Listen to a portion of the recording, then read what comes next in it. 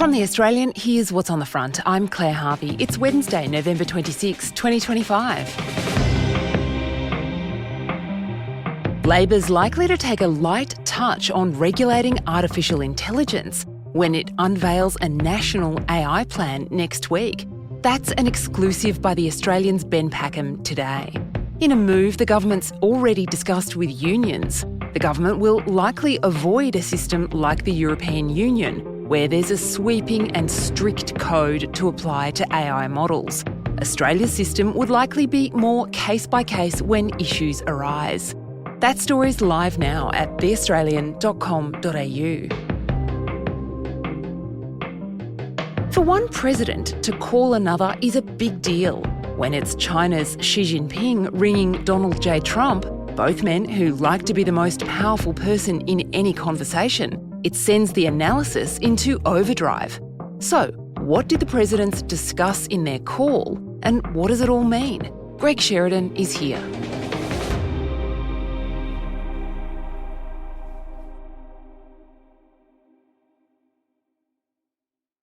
You ready to talk about China? Yeah, absolutely. It's like a quiz every day I ring you up and grill you about something else. Nice variety of subjects, isn't it? That's the good thing. Yeah. This call will be recorded.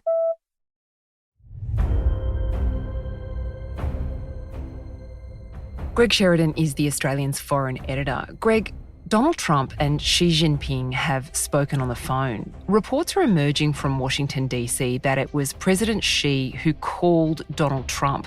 Does it matter who called who when leaders speak at this level? Not really, no, it doesn't really matter. It's good in a way that they're speaking, but the danger has always been that Trump is prone to being flattered, and he has a weakness for very strong leaders talking to him, and both Xi Jinping and Vladimir Putin seem to be pretty good at manipulating him pretty well. In principle, you've got to be happy that they speak, but the other concerning thing about this, though, is there seems to be a lack of transparency. Xi Jinping revealed that they talked about Taiwan.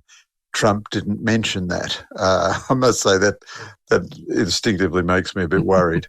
You don't think he just forgot? No, I certainly don't think he just forgot.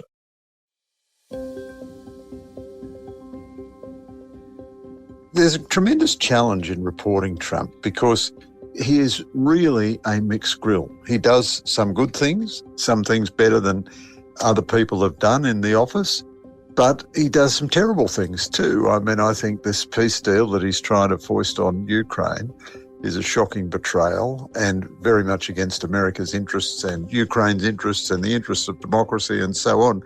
Now, there's always been the worry that Trump might do a similar deal over Taiwan with Xi Jinping. We're certainly not at that point yet, but, one thing you can't rely on from Trump at all is clarity or consistency. They seemed to have discussed a number of topics in this phone call. One of them was Ukraine. What's China's skin in that particular game? Well, China has been absolutely critical in enabling Russia to prevail in the Ukraine conflict, and America has imposed no significant cost on China for doing this. So in the early days of American and European sanctions and Ukraine's much fiercer than expected military resistance and effort, the Russian economy was in a lot of trouble, a great deal of trouble. Now, the thing that sustained it more than anything else was its Chinese lifeline. It did huge trade with China, huge energy exports. It also imported a great deal of technology from China, which at the very least was what they call dual-use technology. That is to say, technology which is ostensibly for peaceful purposes but is easily converted for military purposes. And China gave cover to Iran and North Korea to provide military supplies to Russia. And China also encouraged the global south to continue trading with Russia. So China has been Russia's best friend through all this conflict and has paid really no price. And Russia now looks as though it's winning, and China would be delighted at that. And if in the end Trump wants China to give a benediction to his coercion of Ukraine into a one-sided peace agreement, that's not something that fills your heart with joy either. One of the issues that, as you say, Xi Jinping said that they spoke about was Taiwan. The Chinese kind of readout of this phone call said that President Xi reiterated that Taiwan's return to China was an important component of the post-war international order, and said that Mr. Trump affirmed that the US understands the importance of the Taiwan issue to China. Those are platitudes, but what does it mean beneath the surface, do you think there, Greg? The fact that this issue was discussed at all in a conversation perhaps that was initiated by President Xi? Well, the truth is, Claire, I often have to give you this answer. The truth is, I don't know, but neither does anybody else. Trump is so labile, so mercurial, so unpredictable. You know, there's a very good book by his former national security advisor, John Bolton, in which he says that he expects Trump to do a deal which sells Taiwan out, because Trump in private kept saying, look how tiny the Taiwan market is compared to the China market. So Trump does see things very much in mercantilist terms. Now, it's been an object of American foreign policy forever, since 1949, that Taiwan should not be conquered by mainland China. It would be a shocking thing in principle if this happened. There are 24 million people in Taiwan. They live in a 24-carat democracy, free elections, free change of power, civil liberties. I think it's the only Asian country where gay marriage is legal. You know, it's just a 24-carat liberal democratic society. It's been ruled by Beijing for 4 years since 1895, from 1945 to 1949. It has never been ruled by the Communist Party, and there is no justification in international law or geostrategic consideration or anything else for Beijing to invade Taiwan, to take it over. If Beijing does that and succeeds, I think that's pretty much the end of the American security order in the Pacific. Diabolical consequences for Australia. It also gives China massive military power projection capabilities. But what Trump is showing us is that basically he's unlikely ever to fight for Taiwan. He's unlikely ever to fight for anything. The sad acronym, TACO, Trump always chickens out, it seems is pretty true. So people say, but look what he did with Iran. But in fact, he did one bombing raid with Iran after Israel had won the war. Now, I praised him for it because it made it more likely that Iran's nuclear program was severely damaged. But he took no risk there. Israel took all the risk, and Trump always identifies with a winner. Trump identifies with the strong against the weak. You know, that I think is why he's instinctively sympathetic to Russia against Ukraine and why he's instinctively sympathetic to China against Taiwan.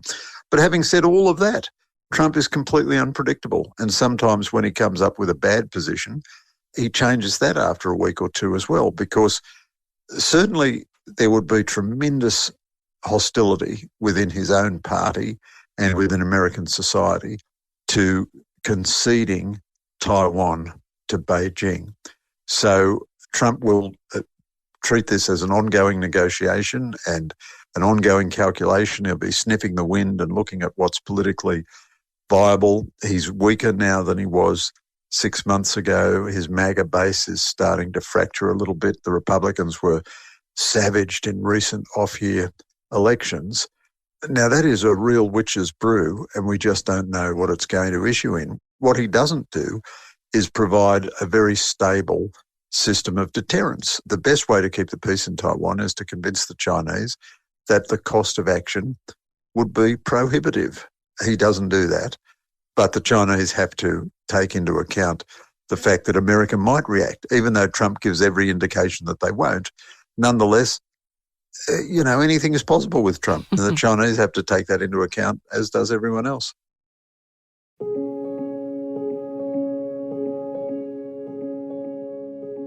President Xi used the call to say something which is becoming familiar from China, which is reminding the US that China and America fought side by side against fascism and militarism during World War II. Presumably that's code for Japan. And of course, Japan's new Prime Minister has said some very strong things about China's potential invasion of Taiwan, that if that happens, Japan would consider itself obliged to have a military response. Is that part of the reason, do you think, Greg, for President Xi inviting President Trump for a state visit? Is this all about keeping Japan at bay? Well, China is very hostile to Japan. The mutual antipathy between China and Japan is absolutely visceral, and it extends far beyond the two governments.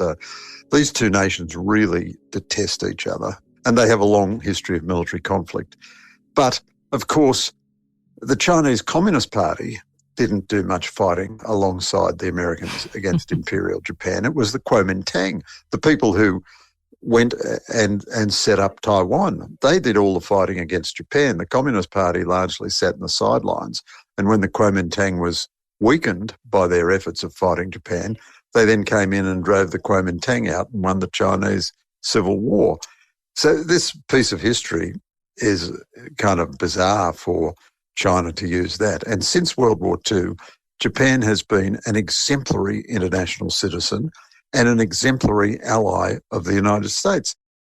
Now, Japan would only ever take military action over Taiwan in alliance with the United States. So what the Japanese Prime Minister was doing, she was trying to bolster American deterrence by letting the Chinese know that not only could they face the Americans if they tried to invade Taiwan, but they could probably face America's allies too, Japan in particular, but also potentially South Korea and Australia and even the Philippines.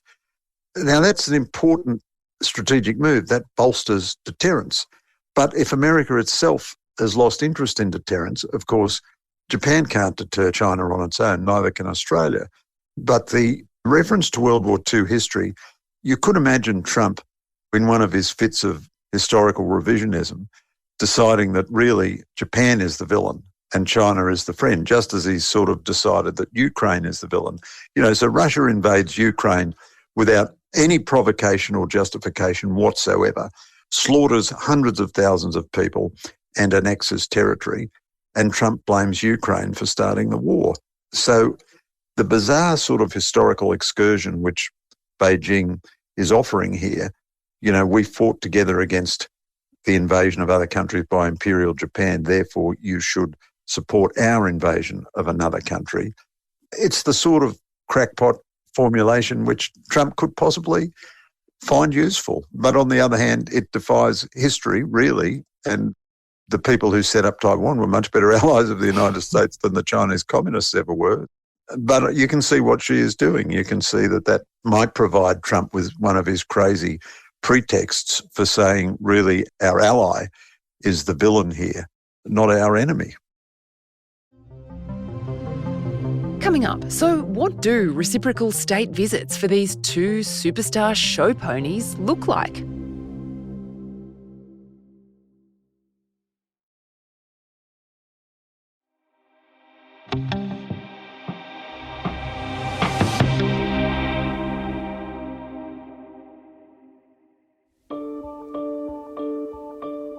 Both these guys love a bit of pomp and circumstance and a display of military hardware. They'll be swapping state visits in 2026. Does that concern you, Greg? Is it a bad look in this delicate time for President Trump to be in Beijing watching a parade of people goose-stepping up and down and vice versa? Look, it's not a bad thing to host the Chinese president. So people who want to deter China are not looking for an endlessly tense 1 minute to midnight sort of atmosphere.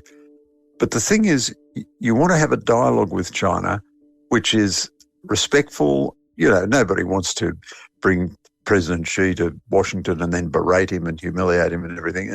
And America never does that. Well, Trump does that sometimes, but America generally doesn't do that. But at the same time, you've got to keep a sense of strategic purpose about such a dialogue. Previous presidents have done this fine. George W. Bush hosted Chinese visitors. There was no doubt that George W. Bush remained very formidable strategically. He didn't give away the shop for the sake of a visit. But with Trump, you just don't know. I mean, he is so besotted by big, powerful leaders. And of course, one of the very ugly things about the Trump presidency is the number of nations with which he is doing private business on his own behalf or on behalf of his media empire, so to speak. And the Chinese and the Russians, I would think, are both likely to be offering him great deals. Putin says we can do great business together, and Trump's appalling peace plan involved America taking profits from Ukraine's recovery. I mean, it's almost too grotesque to think about, really. And who knows what private Trump interests are at play there. I mean, in previous negotiations, Arab nations have invested in the Trump family Bitcoin products and so forth. Although Trump says he's at arm's length from his family's business now, that does seem to be part of how you deal with Trump. That doesn't guarantee you get what you want, but that's part of the equation. And the Chinese and the Russians, they are past masters at buying people off with that kind of consideration. So that's pretty worrying as well. I mean, the lack of transparency with which everything is conducted under Trump, it gives rise to this kind of concern. So there's everything to be worried about in this bromance between Trump and Xi Jinping.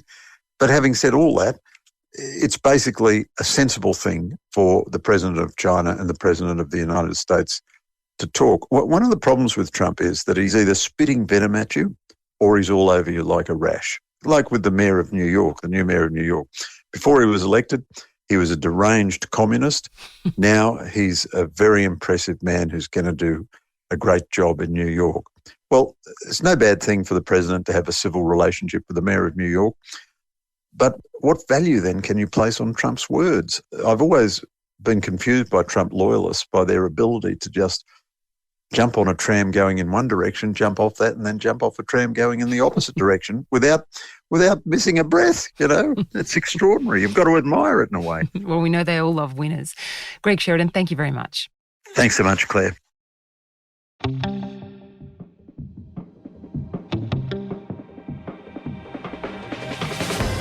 Greg Sheridan is The Australian's foreign editor. You can read all his analysis, plus our reporting from around the world, right now at theaustralian.com.au.